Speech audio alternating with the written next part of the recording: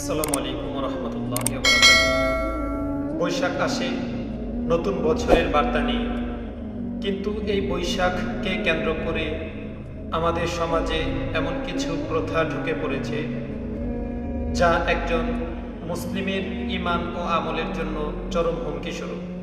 আজ আমরা কথা বলবো বৈশাখী মেলা এবং এর সাথে জড়িত বিভিন্ন অন-ইসলামিক কার্যকলাপ নিয়ে। কেন এই উৎসবগুলো আমাদের জন্য কোনো গুনাহের কারণ হয়ে দাঁড়িয়েছে তা আজ কোরআন ও হাদিসের আলোকে জানবো ইনশাআল্লাহ। ভিডিওটি শেষ পর্যন্ত দেখুন, কারণ এটি আপনার ঈমান রক্ষার প্রশ্ন। আমরা লক্ষ্য করব শিরক এবং বিজাতীয় সংস্কৃতি এখানে আছে। বৈশাখী মেলার একটি বড় অংশ জুড়ে থাকে মঙ্গল শোভাযাত্রা বা বিভিন্ন প্রাণীর মূর্তি প্রদর্শন। ইসলামে প্রাণীর মূর্তিকে সম্মান করা বা তার মাধ্যমে কল্যাণ কামনা করা সরাসরি শিরক করা। আল্লাহ তাআলা পবিত্র কোরআনে বলেছেন, নিশ্চয়ই আল্লাহ তার সাথে শরীক করাকে ক্ষমা করবে না। এছাড়া অন্য সব গুনাহ যাকে ইচ্ছা তিনি ক্ষমা করবেন। কল্যাণ বা মঙ্গল চাওয়ার মালিক একমাত্র আল্লাহ।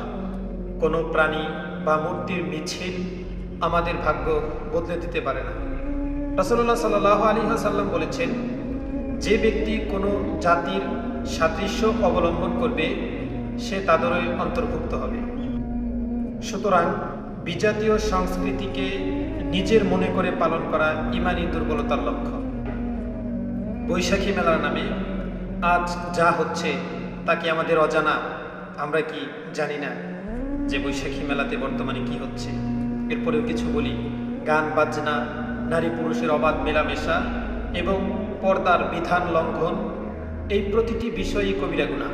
আল্লাহ তাআলা বলেন, মানুষের মধ্যে এমন লোকও আছে যারা ক্রীড়া, কৌতুক, গান বাজনা ক্রয় করে মানুষকে আল্লাহর পথ থেকে বিচ্যুত করার জন্য।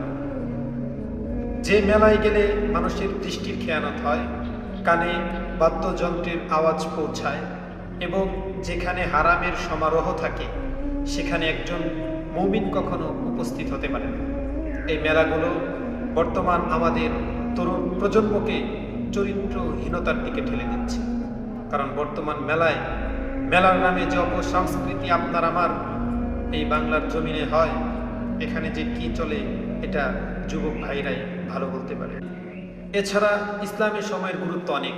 উৎসবের নামে আমরা যে পরিমাণ অর্থ ও সময় এই মেলায় অপচয় করি তার হিসাব আল্লাহর কাছে দিতে হবে।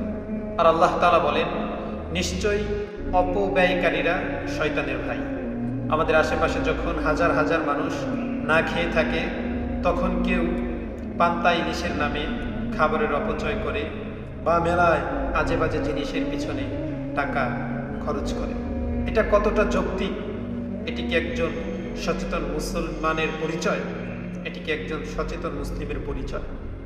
অতএব আপনাদের কাছে আমার আহ্বান থাকবে, ভাই ও বোনেরা, আনন্দ করার জন্য ইসলাম আমাদের দুটি ঈদ দিয়েছে।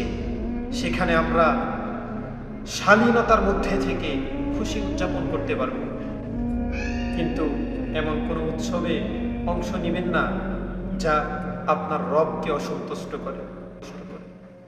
কবরে আমলের হিসাব দিতে হবে। বৈশাখী মেলার কোনো অজুহাত সেখানে টিকবে না। আসুন আমরা নিজেরা সতর্ক হই এবং আমাদের পরিবারকে এই গুনাহের হাত থেকে রক্ষা করি। আল্লাহ আমাদের সঠিক বুঝ দান করুন, আমিন। ভিডিওটি শেয়ার করে অন্য ভাই বোনদের সতর্ক করুন। ভালো থাকবেন, সুস্থ থাকবেন। দেখা হচ্ছে পরের ভিডিওতে। আসসালামু আলাইকুম রহমতুল্লাহি ওয়া বারাকাতুহু।